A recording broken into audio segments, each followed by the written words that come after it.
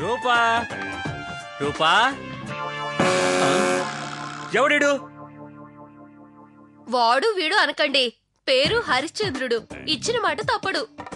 రేయ్ ఎవర్రా నువ్వు? అమ్మా బాబుగారా? ఇదిగో అడిగింది ఎక్కడ?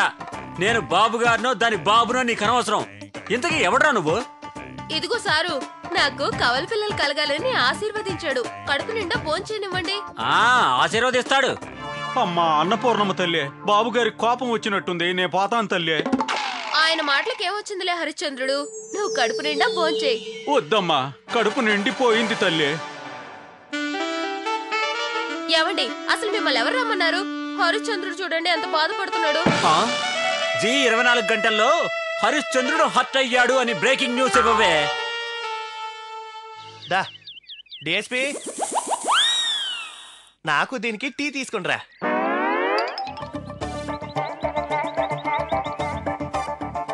తాగమ్మా, అంతగా బాగుండదు గాని అడ్జస్ట్ చేసుకో.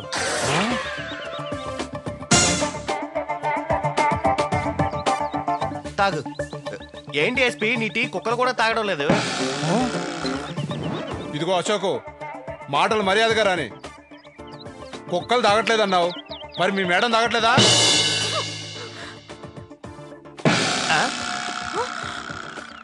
అరే నిజమే డిఎస్పీ, కుక్కలు తాగింటి మా మేడం తాగుతుందంటే భలే గమ్మత్తుగా ఉందే.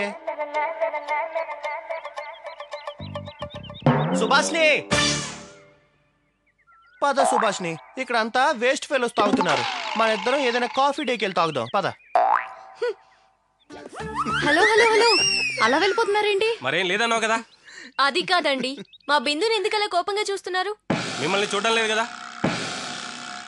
అదే, శ్రీలతను చూడకుండా నన్నే ఎందుకు చూస్తున్నారు? చెప్పాడు కదండి, ఈ అమ్మాయికి మచ్చలేదు, మీకుంది, అందుకే చూస్తున్నాను. ఆ రోజు చెప్పాడు కదండి. మేము మిమ్మల్ని అడిగలా. చూడండి జానీ గారండి, గారులో అండీలు అనక్కర్లేదు, జానీ అంటే చాలు. ఒకే దగ్గర చదువుకుంటున్నాం కదా. అదే నేను అంటున్నా. ఒకే దగ్గర చదువుతున్నప్పుడు నన్ను ఇలా చూడడం ఏమీ బాగోలేదండి. మీరు అలా చూస్తుంటే నాకు చచ్చిపోవాలనిపిస్తుంది. నా చూపే ఎంత, నేను చూసినంత మాత్రం చనిపోతే ఇప్పటికే కంటి చూపుతో చాలా మందిని చంపేసేవాని. Good morning sir. ఏం సార్ పిలిచారు? ఇది నీదేనా? అయ్యో సుభాష్ని, ఏమైపోయావే?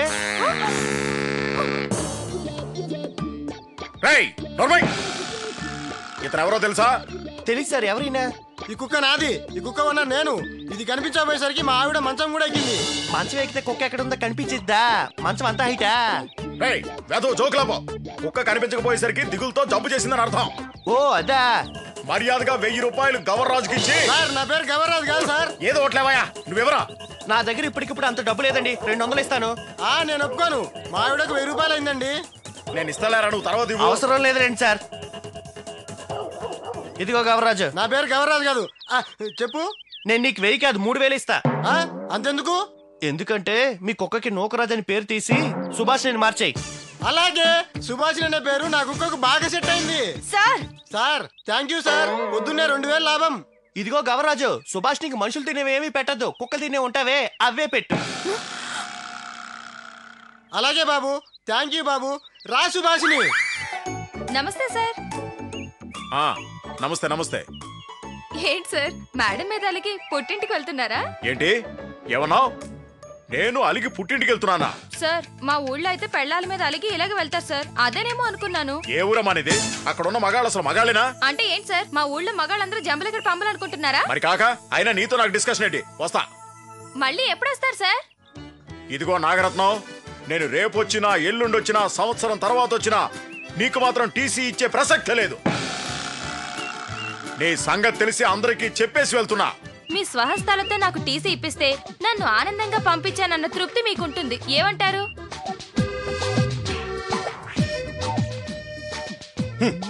నాకు అలాంటి తృప్తులు అక్కర్లేదంటాను. నాకు బస్ టైం అవుతోంది, వస్తాను. మంచిది సార్. నేను టీసీ ఎలా తీసుకోవాలో ఆలోచించాలి. ఊళ్ళో అందరినీ అడిగానని చెప్పండి.